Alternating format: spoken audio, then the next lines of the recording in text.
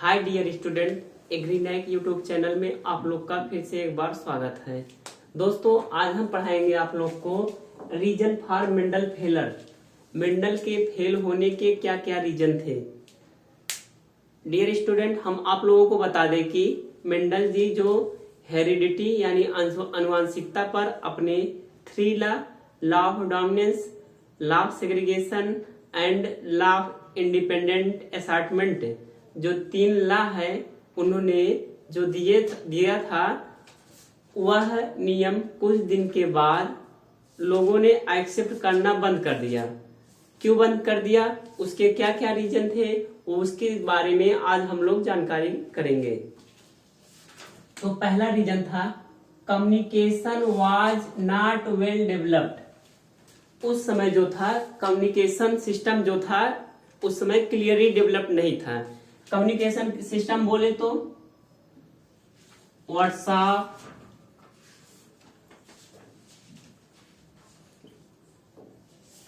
Facebook,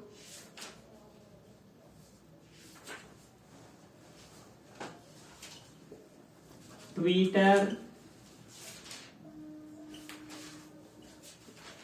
Instagram, Telegram, जितने भी communication system है उस समय डेवलप नहीं थे।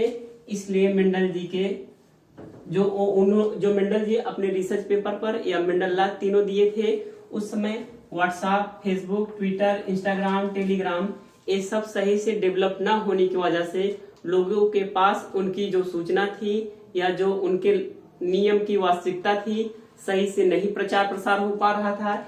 इसलिए मेंडल जी का जो तीनों लॉ था वो फेल हो गया था। तो फेल होना का जो पहला रीजन है यह था। दूसरा रीजन है Mendel approach of using mathematics to explain biological phenomenon.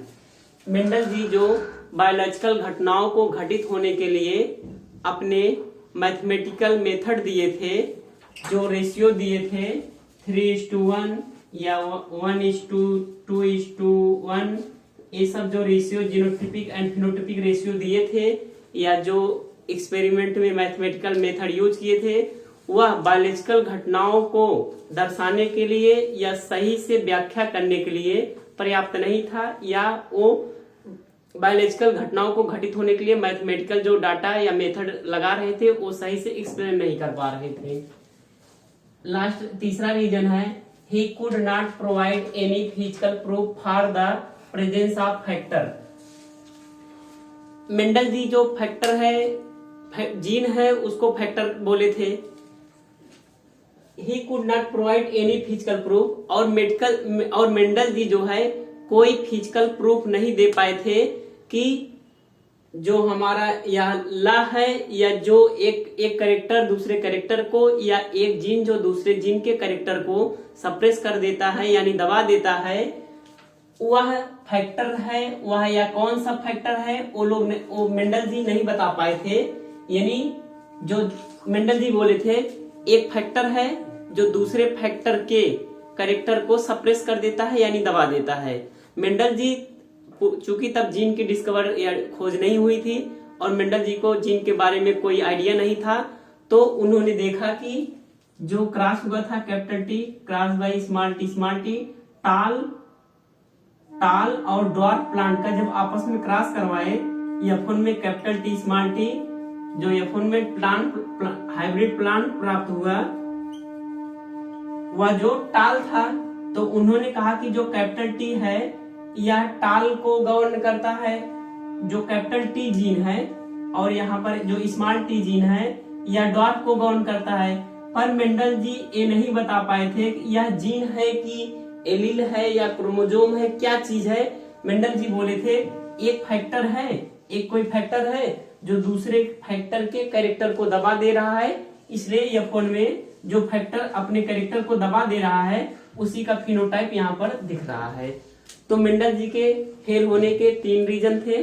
पहला रीजन है communication system was not well develop, यानी कि उस समय जो है mobile, WhatsApp, Facebook, Twitter, Telegram, Instagram सही से उस समय डेवलप नहीं थे, इसलिए वो अपने लॉ को प्रचार प्रसार करने में सही समय नहीं दे पाते थे। पहला रीजन यह है। दूसरा रीजन है Mendel approach of using mathematic to explain biological phenomenon. Biological phenomenon के या जैविक घटनाओं को कौन कौन सी घटना कब घटित हो रही है, कितने मात्रा में घटित हो रही है, मैथमेटिक मेथड से मेंडल जी सही से एक्सप्लेन नहीं कर पाए थे। दूसरा मेंडल जी के रीजन फेल होने का यह रीजन था। तीसरा रीजन था कि मेंडल जी जो बोले थे कि एक कोई फैक्टर है, यानी कोई एक फैक्टर होगा जो दूसरे फैक्टर के कैरेक्टर को दबा देता होगा, यानी मेंडल जी वह कौन सा फैक्टर है, उस फैक्टर को क्या कहेंगे, या फैक्टर का जो कंपोजिशन है क्या है, ये सब मेंडल जी को जानकारी कोई नहीं थी। इसलिए मेंडल जी के बातों को कोई सही से ध्यान नहीं दिया। इसलिए मेंडल जी जो अपने तीनों लॉ ऑफ हेरिडिटी दिए थे या प्रिंसिपल ऑफ हेरिडिटी दिए थे, वो तीनों लॉ कुछ दिन के लिए लोग एक्सेप्ट करना बंद कर दिए थे और मेंडल जी अपने लॉ को प्रूव करने में फेल हो गए थे। तो दोस्तों, अगर हमारा वीडियो अच्छा लगा हो तो लाइक, सब्सक्राइब एवं कमेंट कीजिए।